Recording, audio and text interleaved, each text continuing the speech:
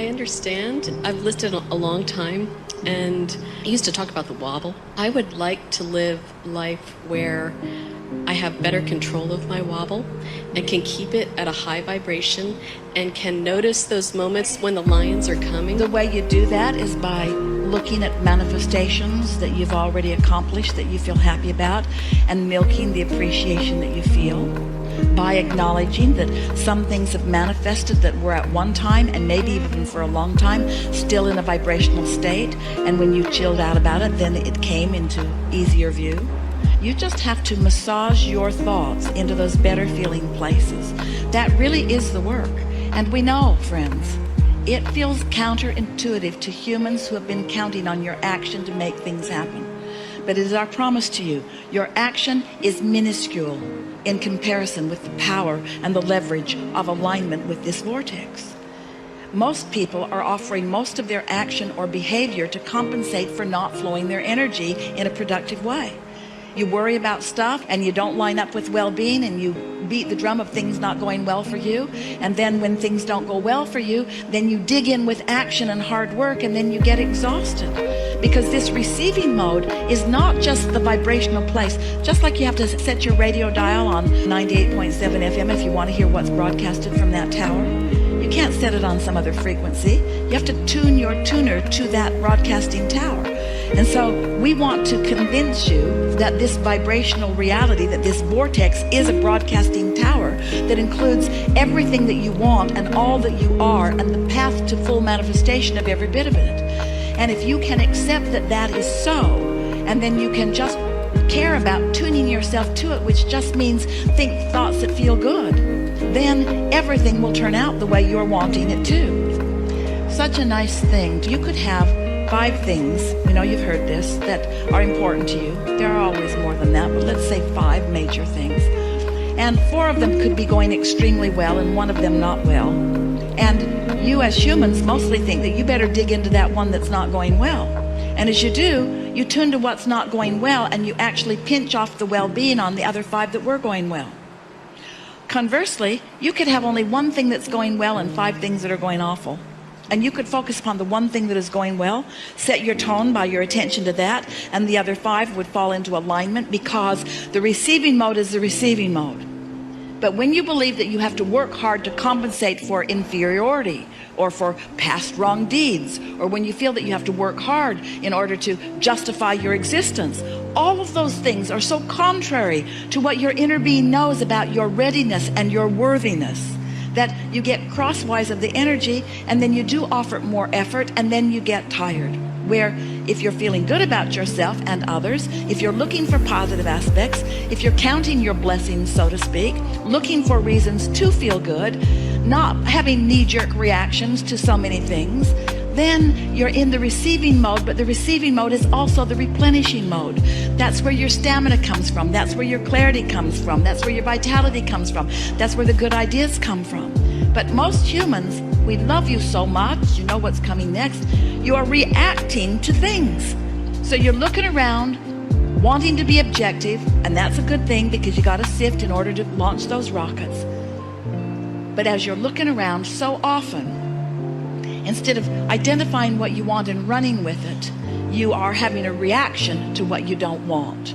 And when you are reacting to what you don't want, then you're putting more emphasis on that. So you're actually often vibrating more in contrast to what you want than you are in harmony with what you want. Every subject's 2 subjects: what is wanted and the absence of it. So sometimes you're thinking that you're thinking about money when you're really thinking about not having enough of it. Sometimes you're thinking about having or getting or improving a relationship, when often you're thinking about the absence of a relationship, or something about the relationship that you've got that you don't want. And so if you don't introduce an understanding into this equation of what your emotions are telling you, then you can't guide your thoughts at those early subtle stages. And if you don't guide them at early subtle stages, then law of attraction is going to carry them into greater and greater momentum, where you believe then that you have to take action, but there's not enough action to compensate for that momentum that's going in opposition to what you want. So what's the answer? Chill out. The answer is be nicer to yourself. The answer is think more thoughts about yourself that feel good and about others too? The answer is, don't work so hard. Give yourself a break. Get more rest. Be nicer to yourself. Do more of the things that feel good to you. That's the way you turn this around. You got to give yourself a break. You cannot demand yourself into alignment. You can't effort yourself into alignment. You've got to release. You've got to let go. You've got to let go of resistance. When you let go of that cork, we promise you it will flow, you see. So, we've written a few books. And they are significant because they are the pieces that you're looking for.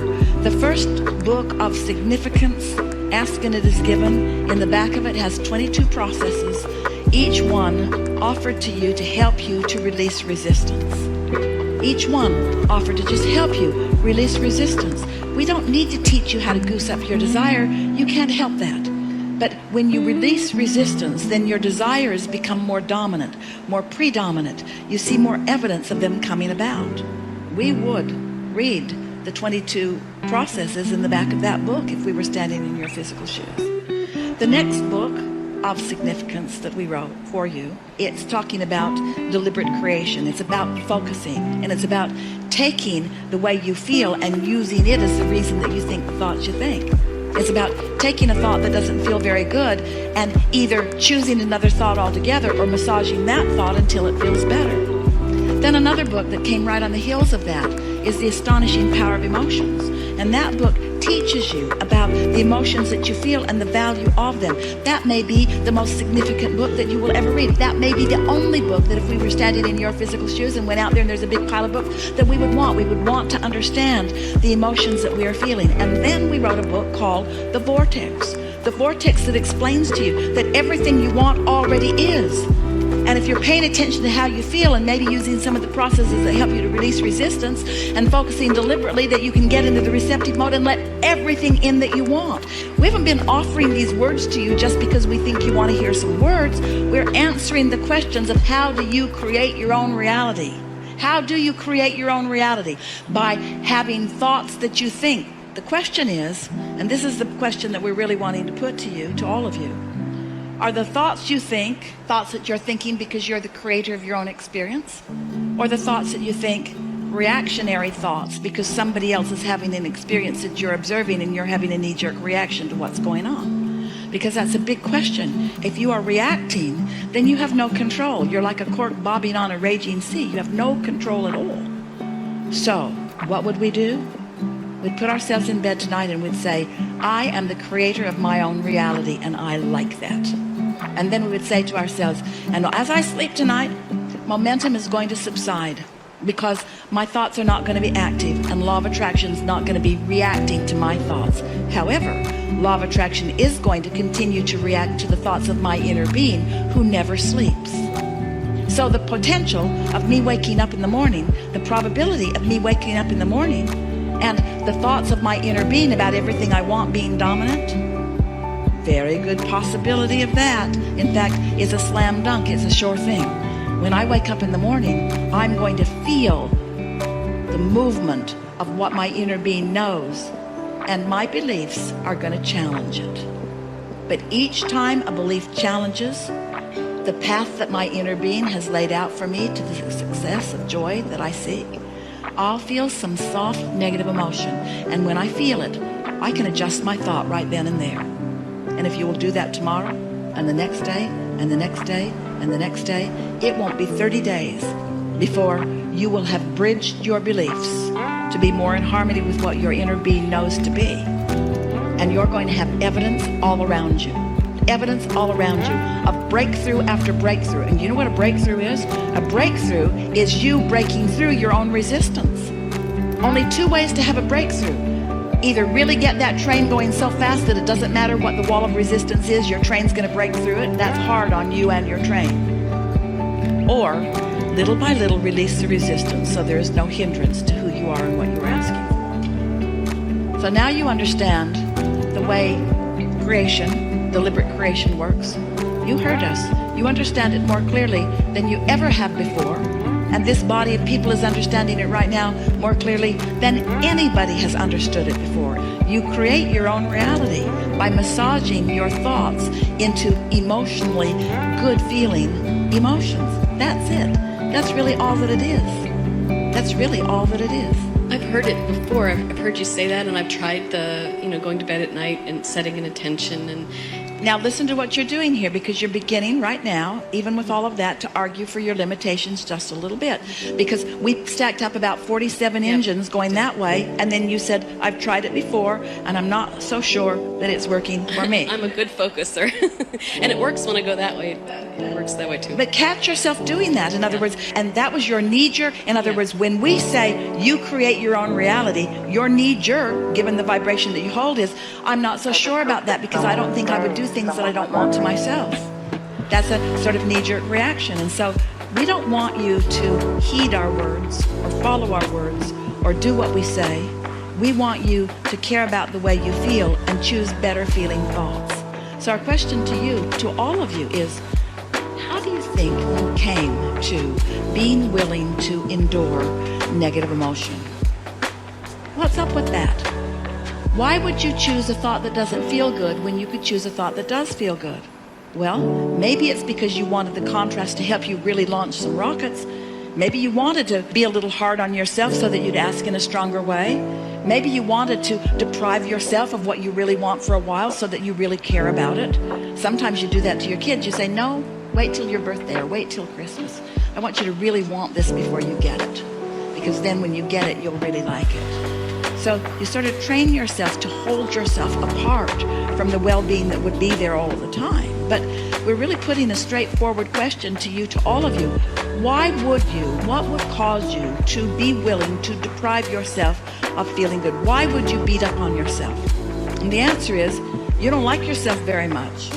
And the reason that you don't like yourself very much is because you've been looking to disconnected people to like you, and they don't like you very much. But it's not personal. They don't not like you because you're not likable. They don't like you because they're not in a likable mood. It's not personal. They're not depriving you of their love. They're just pinched off from their own love, so they don't have anything to give you. And everybody's going to give you what they're feeling. So if they're all pinched off and you say, look at me and give me something, they're going to give you something that you don't like. And then you're going to get used to what it feels like not to be liked. And all along, your inner being is loving you so much. Every time you're not being loved by someone, your inner being is loving you more because you're asking for it stronger. So the more Source loves you, and the more you don't let yourself feel the love of Source, and the more you look through cracks of others for them to love you, and the more you become dependent upon them, those flaky human friends, they're just not consistent. They're so fickle. Oh, they'll love you if you'll do everything that they want you to do. But boy, you better not let up for a minute, and their love for you will stop because it was contingent upon you pleasing them, because we love you so much. But you've got this backwards, and you've had it backwards for quite a while, haven't you?